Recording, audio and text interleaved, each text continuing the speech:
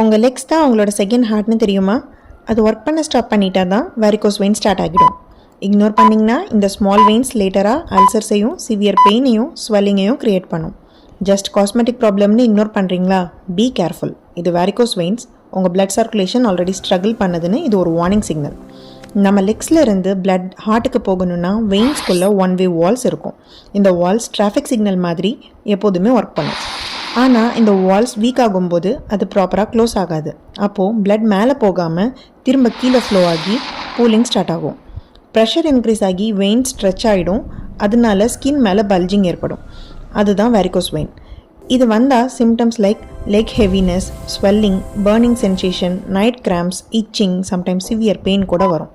யாருக்கு ரிஸ்க் அதிகம்னா long hour ஸ்டாண்டிங்கில் இருக்கிறவங்க, ஒபிசிட்டி, ப்ரெக்னென்சி, ஃபேமிலி ஹிஸ்ட்ரி இருந்தால் சான்சஸ் டபுள். ஆனால் குட் நியூஸ் என்னென்னா சிம்பிள் ஹேபிட்ஸ் கூட இதுக்கு ஹெல்ப் பண்ணும். டெய்லி வாக்கிங், காஃப் ரைசஸ், லெக்ஸை கொஞ்சமாக எலிவேட் பண்ணுறது, கம்ப்ரெஷன் ஸ்டாக்கிங் யூஸ் பண்ணுறது சர்க்குலேஷன்ஸை இம்ப்ரூவ் பண்ணும். யோகாலையும் பவர்ஃபுல் போசஸ் இருக்குது. விபரீத காரணி லெக்ஸை வால் மேலே வைக்கிறீங்கன்னா பூலிங்கை ரெடியூஸ் பண்ணும்.